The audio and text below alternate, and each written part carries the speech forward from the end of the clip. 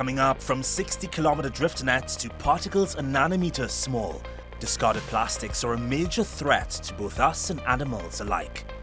And more than 350 million metric tons of it are thrown out each year. I actually saw more plastic than we ever thought we would. And with much of the plastic we produce ending up in our seas, one organization is traveling the globe to capture it and recycle. Yeah, so at the Ocean Cleanup we believe you can only solve a problem if you understand it. Another is coming up with ways to end plastic pollution entirely. If countries come together and agree to ban and phase out certain products, that creates a global market shift. Just 2 degrees is on. Now. The greatest threat to our planet is that everyone believes that somebody else will save it.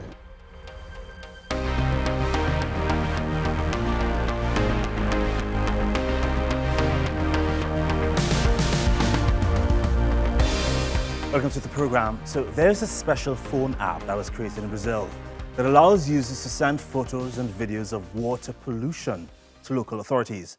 And that's in part because fishermen and residents of the Guanabara Bay area in Rio de Janeiro have complained of toxic substances being dumped in their neighborhood. And they say pollution has festered because of a lack of supervision and no media coverage of the issue.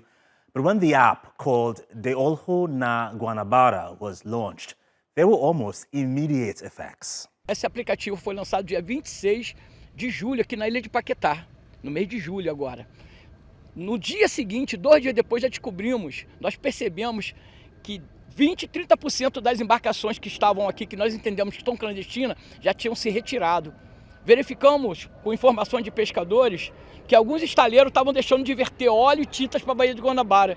Então o aplicativo ele já vem com a ideia e uma proporção preventiva, não punitiva. A denúncia não chegou a ser feita, já estamos sentindo mudanças. And this Brazilian app is one of many solutions around the world to deal with what seems to be an insurmountable problem of human debris littering our oceans, many of which contain discarded plastics and other materials that harm marine ecosystems.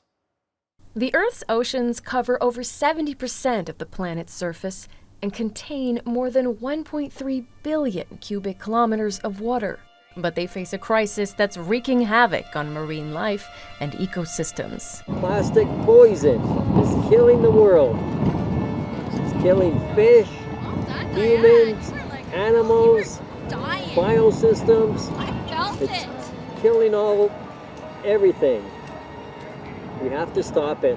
We have to have a better plan. Spend a day at the beach and the ocean seems infinite and indestructible, but it's not.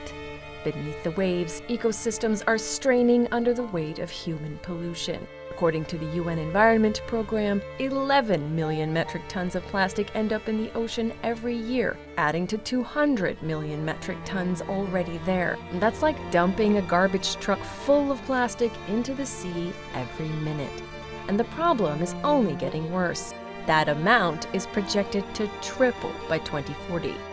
There's hardly a beach on the planet that doesn't have signs of plastic waste washing up on its shores, and it doesn't just float. It breaks down into tiny particles called microplastics, now found in the deepest depths. Marine animals, from tiny plankton to massive whales, mistake plastic in their habitat as food, which can be fatal. It's estimated that over 100,000 marine mammals die each year, either from eating it or becoming entangled in it. Live sea turtles now feed on this pure water nylons thinking it is food and kills them as well. So the danger of one pure water nylon in our environment causes so much disaster, I would say. You know, it's a cocktail for disaster. And plastic is not the only silent killer in the 7 seas. Chemical pollution, especially fertilizers and pesticides from farming, industrial chemicals, and wastewater get washed into rivers, which eventually flow into the ocean. UN numbers say 80% of this wastewater is released into the sea without treatment. The result is even greater stress on marine life already burdened by warming waters. Nitrogen and phosphorus from fertilizers feed algae that block sunlight and deplete oxygen, creating dead zones where fish can't breathe. The largest, in the Gulf of Mexico, spans over 6,000 miles. Pathogens from untreated sewage sicken marine life. Pesticides, metals, and sunscreen ingredients disrupt coral reproduction. These are but a few examples.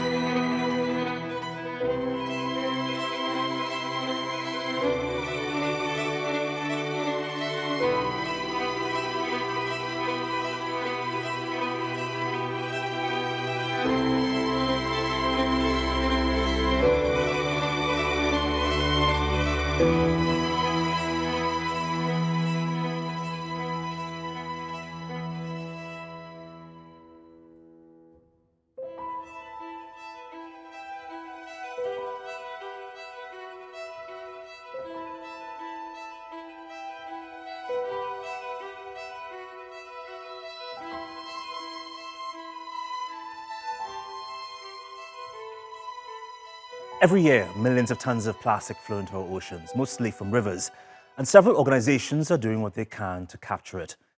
The Ocean Cleanup, for one, uses cutting-edge technology to intercept plastic. It aims to capture the materials in the world's 1,000 most polluted rivers before they reach the sea. They then recycle it into new products like sunglasses, clothing, and building materials. Check it out.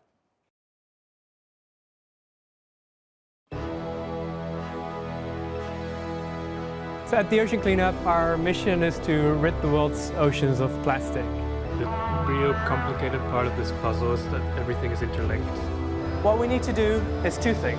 One, we need to clean up the legacy pollution. Two, we need to close the tap. Everyone's ready?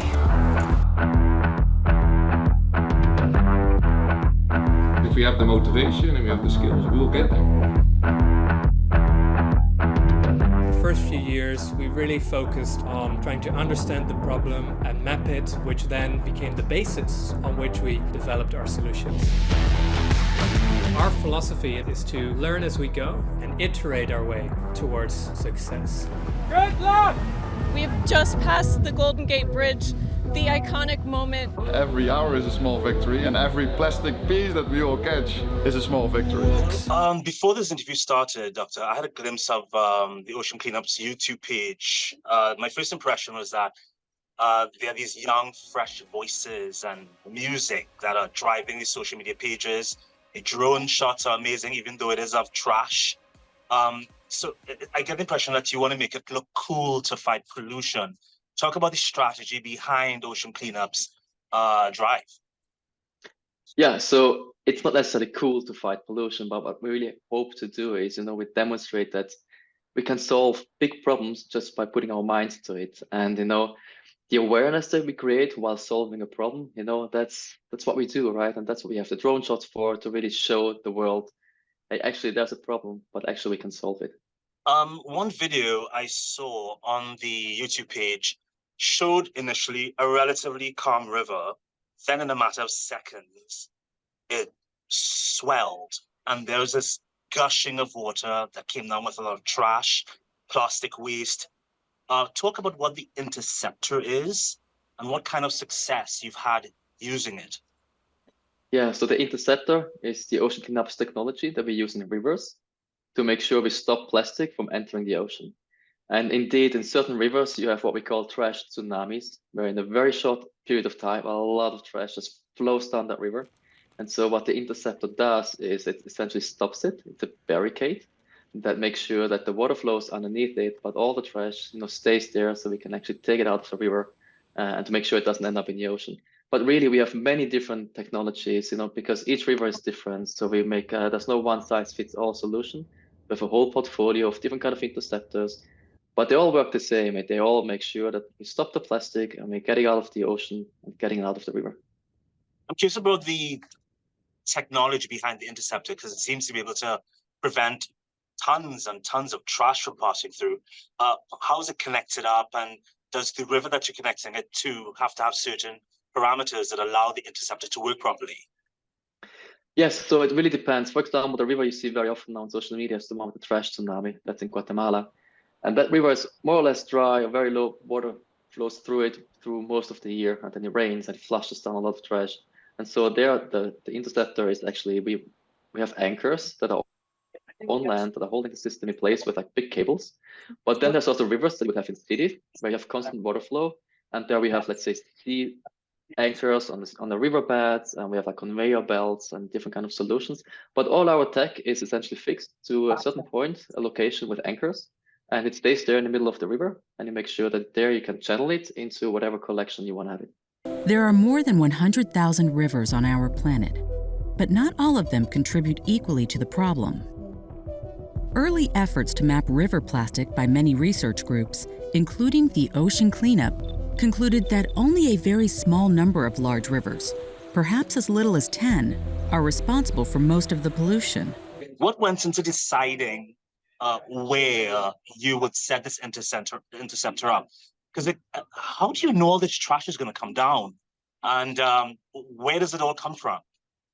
Yeah, so at the Ocean Cleanup, we believe you can only solve a problem if you understand it. So we have a big research team, a team of scientists where we're actually studying the problem. And what turns out that, plastic pollution is a huge problem, but most of the plastic we find in the ocean comes just from a couple of rivers. And so if you very efficiently target those rivers, it's about 1,000 rivers, then you can make a big dent into the amount of plastic in the ocean. So how do we select the rivers? You go where the pollution is. So where our research shows that there's a lot of plastic from that river flowing into the ocean, that's the river you want to target. Imagine that all that stuff just used to float out there in the middle of the ocean, 2,000 kilometers offshore. It still would have floated out there, 10 years from now, 50 years from now, probably even 100 years from now. This stuff is so persistent, and that's, of course, precisely the reason why we have to go and clean it up. Because these 29,000 kilos prove to us that we can also collect the under 100 million kilos that are still out there as well. Since the first ocean cleanup in San Francisco, I believe, in 2018, are you happy with how the initiative has developed since then? What would you think needs to be improved? Yeah, so we've come a very long way from back in 2018. I was actually there personally in San Francisco 8 years ago, and just 2 weeks ago again. And just looking back into our success story there, I mean, we've learned so much on the way.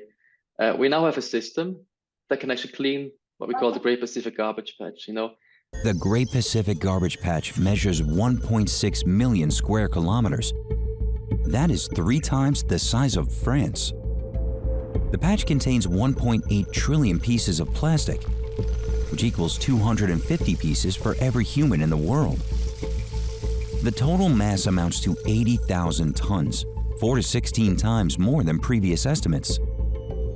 92% of this mass is made up of the larger objects, all of which are destined to fragment into dangerous microplastics over the next few decades, if left under the effect of sun and waves. And because the findings show that pollution in the patch is increasing exponentially, the plastic is unlikely to go away by itself. 6 years ago, that was not possible. So you could have been the richest person on earth, a very powerful country. You would not be able to actually clean the garbage patch. And now the tech exists, right? So we can do it. And just having achieved that is just mind-blowing to me, having experienced the whole journey that we experienced. Where would you say you've seen the worst pollution so far? And why would it have been in that state? It's two things, right? The worst pollution, I mean, in terms of just a vast quantity of trash, I would say it's certainly in an area like Guatemala, for example, or more generally Central America. Central America, but also Southeast Asia, India, but also just in Europe, you also see there's like these hotspots where you have lots of pollution. So it's difficult to say this is the most polluted area. It's just if you're close to what we call like mismanaged plastic waste. So if there's somewhere like an area where there's a lot of trash not being managed, that's where we find these pollution hotspots. But for me personally, going out into the Great Pacific Garbage Patch, which is located between Hawaii and California, it takes you almost a week to get there by boat, and all of a sudden you're surrounded by this trash. I think for me personally, that was the most, humble experience in terms of plastic pollution levels. Do you foresee a time when your services will no longer be required? Yes, that's the goal. That's what we're here for, right? We want to run out of business as quickly as possible because our mission is to rid the world's oceans of plastics. And once that's done, we're out of business and the project is over. The World Wildlife Fund has something to say about the UN's Plastics Treaty. The group is recommending several new measures it says will add urgency and accountability to the global push to end this form of pollution. Have things gotten any better? Has anything changed in terms of the state of the ocean and in terms of how much we pollute in it? In terms of the situation in the ocean and in our environments, it's unfortunately going quite rapidly in the wrong direction. We are producing more and more plastics. We are emitting more and more plastics into the environment. And we're learning more and more as new research and science identify the negative effects both on ecosystems, on species, and also on human health. I understand that the WWF has come up with four measures that you think can help the globe fight and win this war against plastic pollution. How would that work exactly? If countries come together and agree to ban and phase out certain products, that creates then a global market shift and an effect where you will see more investment going into the alternatives and we'll get better alternatives, both materials but also alternative practices to using plastics. It's really necessary that countries make these legally binding rules. So by coming together and say that we will ban and phase out the plastics that we don't need and that create the unnecessary negative effects, that will then trickle down and become part of national laws so that it will imply in all the countries that are part of the treaty. And when countries do this together, it becomes more effective because then you don't have the problem where one single country ban certain types of plastics, but the same types of plastics are produced in all the other countries and all the neighboring countries. In that system where countries do this alone, it can become quite expensive to enforce these bans. But if countries do it together and they all have this as a legally binding requirement so that it trickles down into national law, then it creates that more rapid market shift that we really need to end plastic pollution. Another WWF requirement, or measure rather, that you will be recommending is global product design requirements. So we really need to make sure that when a product is designed and is being produced, that the end of life of that product is taken into account. And actually, there shouldn't be an end of life. It should be designed so that it will be taken back into the system and used again.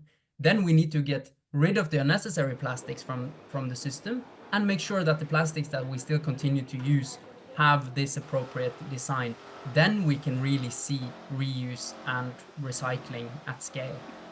It's essential that all countries and also low-income countries have the means in order to implement these measures and to enforce these laws and make it part of national policy as well. And I guess the fourth recommendation from WWF makes sense, which are mechanisms that ensure that these measures can strengthen and adapt over time. It's essential that as we learn more and more about this problem, that we're able to adapt our approach to solving it. And also, as we start to see the effect of the initial measures, we need to be able to adjust the treaty over time. It needs to be a living regulatory framework and not a one-off document that is signed this year to great applause but then put in a drawer. So that's really essential, and in order for that to happen, we need to have mechanisms where science and technical knowledge can feed into the future plastic COPs that will be a result of this treaty, and we need to make sure that the plastics COPs also can make decisions and don't come in a situation where a single country can veto any changes to the treaty in the future. Have you seen any really positive developments this year that give you hope that we can come to and somehow construct a global plastics treaty? Anything this year has really stood out to you? Yes, I am hopeful, and I'm hopeful because this year we've seen a majority of countries coming out with very clear recommendations on what they want to see in the treaty, and we see that a majority of countries are actually supporting a treaty. That gives me a lot of hope. We also see now that there's a strong chair leading the negotiations. There's a new process being set up in the lead up to the next meeting, and there's more and more also political engagement from ministers, from heads of states, who are starting to take the demand from the public serious. I don't know if people are aware how much manual labor goes into this. During deployment and recovery, we actually sit on deck, tying knots, splicing, mending nets. The hardest sort of days we have, I guess, are extraction days. It's obviously a big day where we perform the handshake, collect the bag, and get the bag safely on deck without losing any plastic.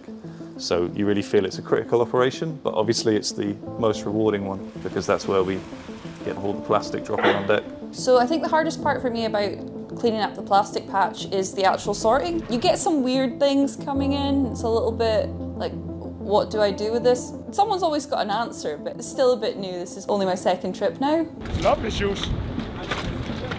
The hardest part is bad weather and being out here 7 weeks at a time. 7 weeks away from your family, your loved ones. You only see the same people for 7 weeks, so it takes some effort sometimes, you know. It's very difficult, you know, for the seaman's life, you know. I work 7 days per week, you know, 5:20 from the morning.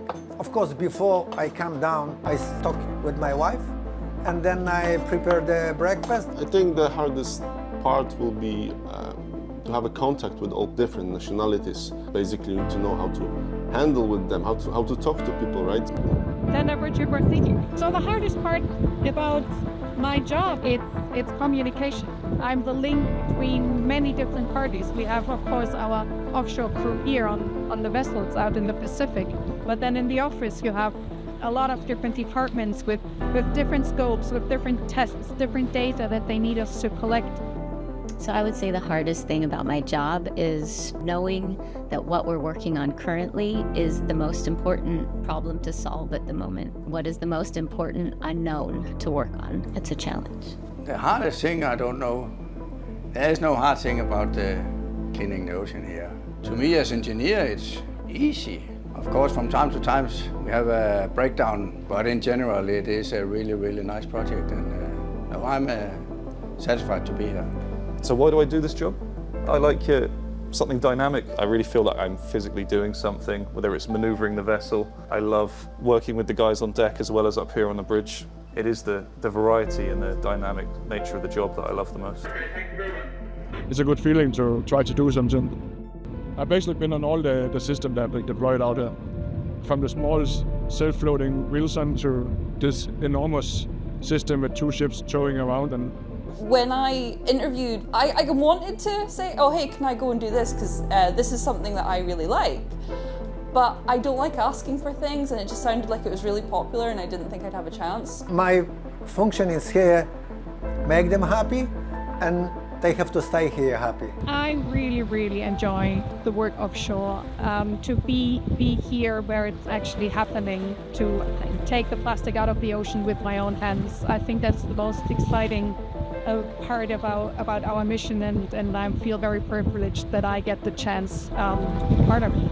That's our show. But before I leave you, here are more images of the ocean cleanup team and their many projects over the years.